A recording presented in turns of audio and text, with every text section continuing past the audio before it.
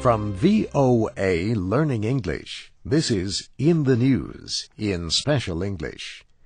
Venezuelans are remembering President Hugo Chavez, who died after a heart attack earlier this week. The president had not been seen in public since December. For the past 2 years, Hugo Chavez battled pelvic cancer. He returned to Venezuela last month following medical treatment in Cuba. He was unable to attend swearing-in ceremonies for another term in office in January. On Tuesday, Venezuelan Vice President Nicolás Maduro announced the death of President Chavez. Lo vamos a extrañar hasta el último día de nuestra vida, pero aquí llevamos su legado y lo vamos a llevar con firmeza. We're going to miss him until the last day of our lives, but we carry on his legacy here, and we will carry it on with strength. Mr. Maduro said the leader's body will be treated so people can see it for many years to come. He accused Venezuela's enemies of attacking the president with cancer. He did not say how that could have been done. Hugo Chavez dreamed of playing Major League Baseball in the United States, but instead chose to join the Venezuelan Army. He was jailed in 1992 for leading an unsuccessful attempt to oust then-President Carlos Andrés Pérez.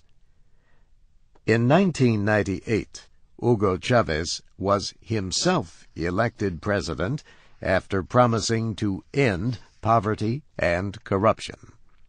To help finance social programs, he nationalized or seized control of major businesses, including oil companies.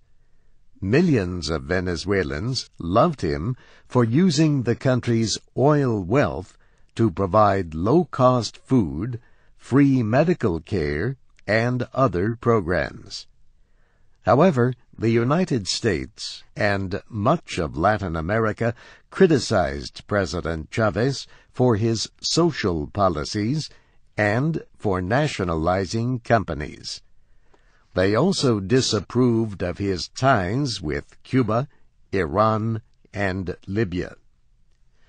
Observers are wondering what will happen to relations between Venezuela and the United States in the coming months. After the Venezuelan leader's death, President Obama said the United States was reconfirming its support for the Venezuelan people. President Chavez repeatedly accused the United States of working against his socialist revolution. In 2002, the Bush administration supported an effort to oust the Venezuelan leader. The overthrow attempt failed. Over the years, Venezuela has remained a major supplier of oil to the United States. It also provides free heating oil to poor Americans through a non-profit group.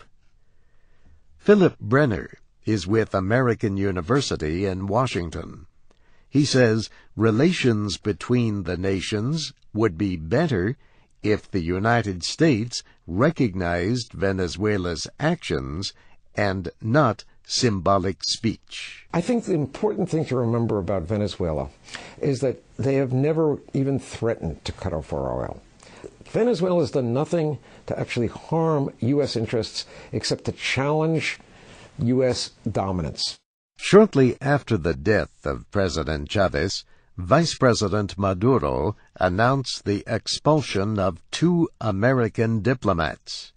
He said they were planning to weaken the Venezuelan government. The United States has rejected his claims.